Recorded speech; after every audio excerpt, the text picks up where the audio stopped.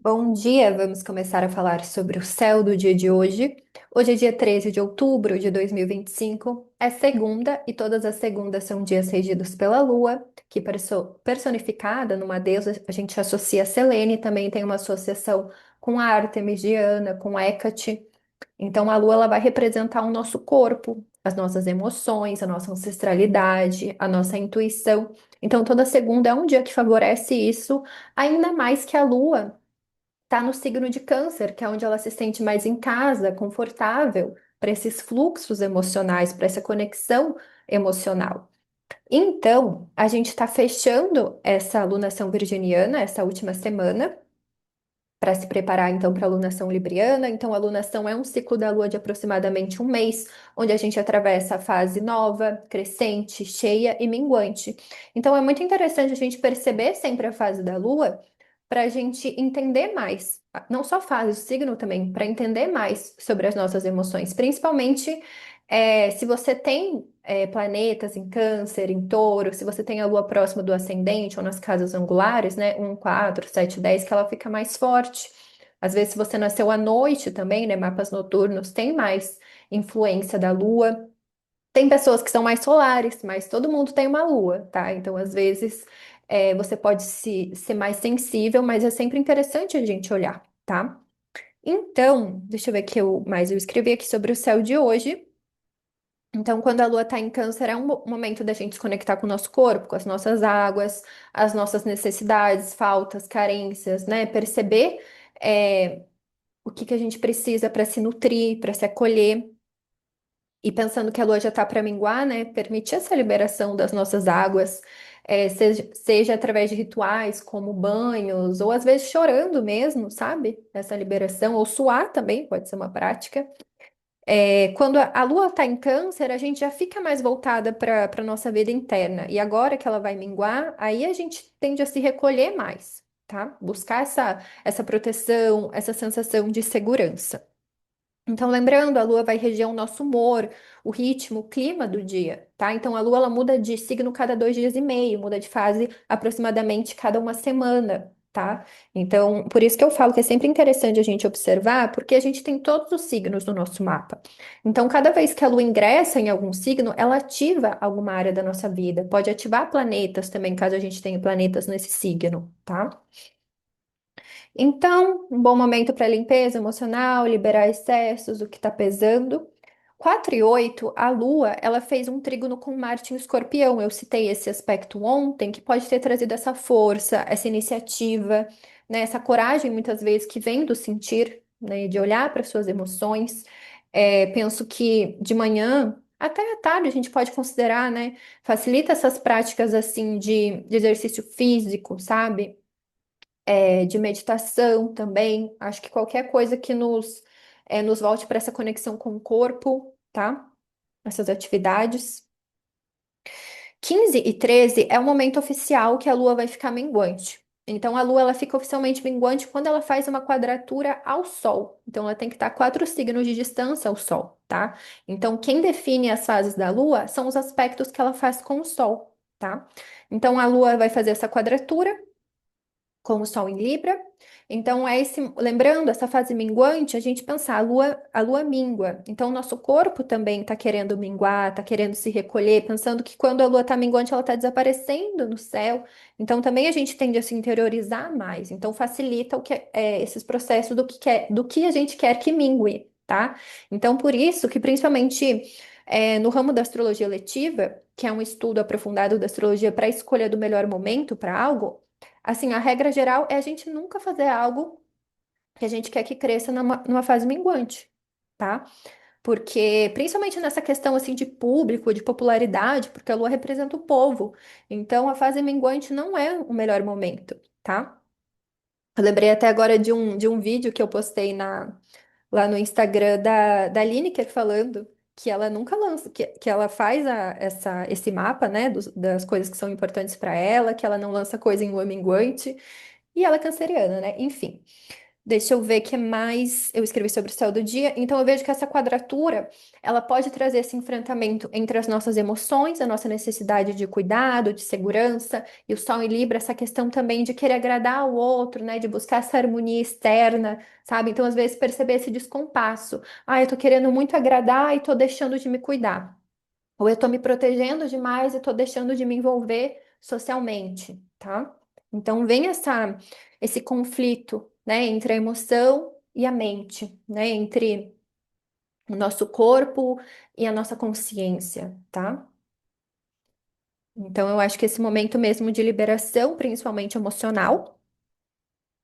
E, nos trânsitos de outubro, eu fiz um vídeo para cada um dos signos ascendentes falando sobre todos os trânsitos de outubro, né? Esses movimentos mais importantes. Então, do dia de hoje, que a gente tem a Lua minguante em Câncer, o ingresso da Vênus em Libra, o Plutão ficando direto, esses trânsitos eu analisei em cada um dos signos ascendentes, tá? Então, só você buscar ali na playlist, busca pelo seu signo ascendente, que daí você sabe os temas que estão sendo ativados por esses, principalmente esses três trânsitos de hoje, tá? Que eles são bem relevantes mesmo.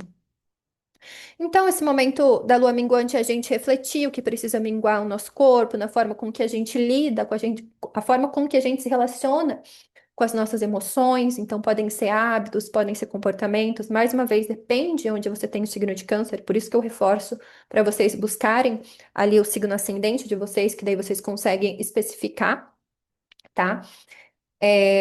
Eu acho que é isso. Às vezes também deixar minguar algumas formas da gente se proteger, de se defender, sabe? Porque às vezes o caranguejo tem isso. Às vezes ele cria essa casca que impede mesmo essa conexão com as outras pessoas, né? Por conta de traumas, de medos, inseguranças e tudo mais. Bom, então é isso da fase minguante. E 18 e 19, finalmente a Vênus vai sair da sua queda, do seu lugar onde ela se sente desconfortável no signo de Virgem, que eu já mencionei que é esse desconforto porque Virgem exalta Mercúrio, então deixa a gente exagerando talvez nesse aspecto mental, e daí dificulta muito a questão das relações e tudo. Às vezes a gente pode ficar muito perfeccionista, se cobrando, se exigindo demais. Então, a Vênus ingressa em Libra, que é uma das suas casas, que é um dos seus templos. Então, a Vênus rege o signo de Touro e o signo de Libra. Então, Libra é um signo de ar, então mental, cardinal. Então, essa busca mesmo por construir relações, por se relacionar, tá? Então, favorece tudo que envolve os temas de Vênus. Então, Vênus é Afrodite, a nossa deusa do amor. Então, questões de beleza, de estética, né, de união, de diplomacia, né, de conciliar também. A Vênus, ela tem ela é esse princípio unificador, ela une todos, tá? Então, a gente pode pensar numa melhora nesses temas, né? Mas lembrando, gente, é importante que a gente faça por onde, né? Porque assim, é igual a gente pensar na previsão do tempo. O sol, hoje tem sol. Mas se você não, sei lá, não fizer algo, como que você vai aproveitar? Entende? Tipo, o tempo tá bom, o clima tá favorável. Mas assim, pensando na Vênus em Libra, então busca de alguma forma equilíbrio, estabelecer acordos, perceber os seus valores, né? Buscar beleza em si, na vida, entende? Parem de ficar esperando as coisas caírem do céu, né? Porque às vezes a gente espera uma previsão astrológica, ou até de tarô, por exemplo, né? De qualquer oráculo. Às vezes isso não se manifesta porque daí você fala, não, vai tudo dar certo, sabe? E deixa as coisas acontecerem, ou nada acontecer também, né? Não se mexe. Então é muito importante a gente aproveitar os momentos, não esperar que eles se resolvam sozinho, né? Eu vejo muito a gente olhar para o céu para tomar essa responsabilidade, para perceber talvez alguns pontos que a gente não está se dando conta, para trazer mais linguagem, né? Trazer mais reflexões, tá?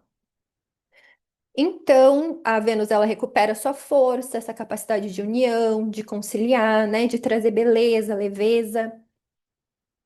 Principalmente, eu penso muito em Libra nessas questões estéticas, artísticas, né? Favorece muito isso, essa apreciação também estética. Essa questão também a gente pode pensar de aparência, né, de embelezar o ambiente, por exemplo, né, de deixar mais confortável. Também favorece, então, já mencionei, né, diplomacia, diálogo. E 2049, a Lua ela vai ficar conjunta a Júpiter. Então, Júpiter está em Câncer e a Lua se unindo, então é um aspecto muito bom, muito favorável para os assuntos lunares e jupiteriais, né? Lunares, corpo, emoções, ancestralidade, Júpiter, fé, otimismo, estudos aprofundados, né? Então, assim, para práticas espirituais, filosóficas, tudo que envolve autocuidado, né, que expande o nosso autocuidado, essa conexão com as nossas emoções, tá? Então pode ser um momento muito fértil para isso, mas principalmente no campo emocional, porque Câncer é um signo que representa as nossas emoções, as nossas necessidades, tá? Então eu acho que mesmo minguando assim, traz uma fé, traz uma visão, sabe? Traz esse enxergar além, né? E perceber também eu acho que essa necessidade da gente se sentir segura, né, de como a gente pode alcançar isso, também esse aprendizado de receber, eu acho que a Lua, ela fala muito disso, né, dessa postura de recepção também, então curar talvez essas feridas que a gente tem de receber essas bênçãos, de perceber essas bênçãos, né, eu sempre falo que Júpiter, ele representa muito hospitalidade, né, essa capacidade, assim, de ser grata também, de agradecer, né, de perceber as bênçãos, ele é o grande benéfico.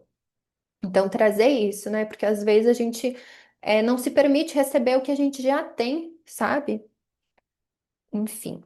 22 e 16, a Vênus ela vai fazer uma oposição com o Netuno retrógrado em Áries. Inclusive, a Vênus ela vai fazer essa oposição com o Netuno e amanhã ela já vai fazer um trígono com Urano, um trígono com Plutão. Então, ela vai enxergar todos esses planetas invisíveis a olho nu. O que isso quer dizer?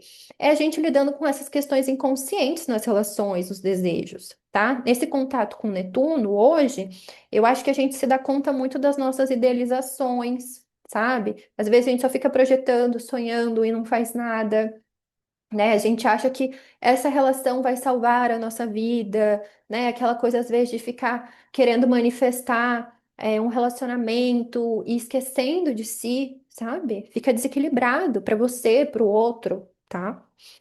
Então, acho que é isso, esse cuidado de se não se dissolver no outro, sabe? Se perder de si mesmo, porque o Netuno, ele distorce a realidade, sabe? E 23 e 52, então, é o momento que o Plutão, ele vai sair, que está em Aquário, vai sair da retrogradação e inicia esse movimento direto.